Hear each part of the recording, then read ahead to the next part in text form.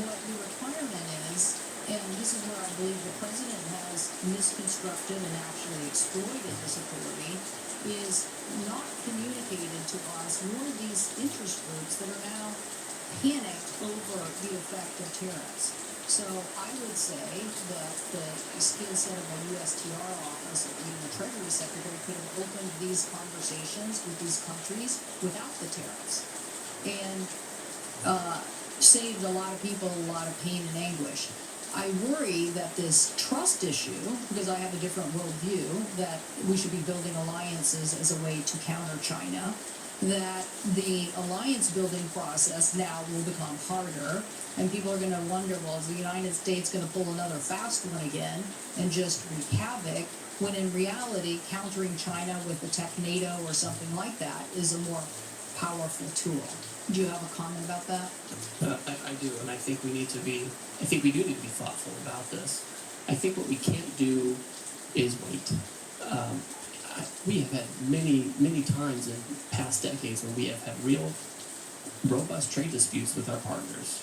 Japan in the 80s and early 90s over cars, semiconductors, and they ended reshoring a lot of those factories here. And it didn't make us less of a security partner to Japan. I think we can have these conversations like friends do.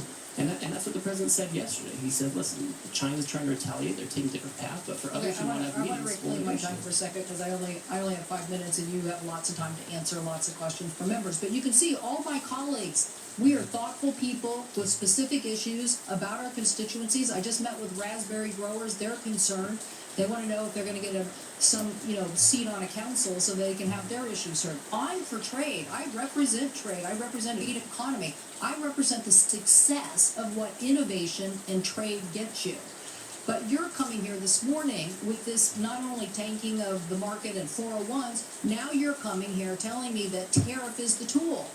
And I'm telling you innovation is the tool. You're telling us in your testimony you want a tariff on semiconductors. I'm saying that the last administration and this organization here passed the Chips and Science Act so we could reshore semiconductors here in the United States. So you're not going to win the innovation economy by tariffing semiconductors and reshoring that.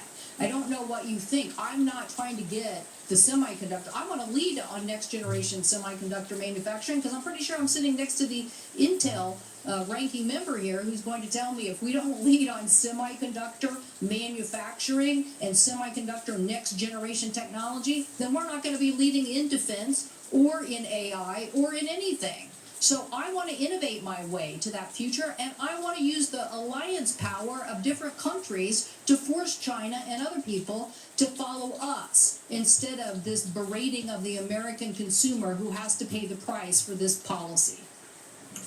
Senator, TSMC has announced a new announcement where they're going to have more investment here in the United States, so they can make those things here and have that innovation. Thank you, the people who voted for the Chips and Science Act in the past administration. Thank you for that. We are going to lead on innovation despite this administration. Senator Warner.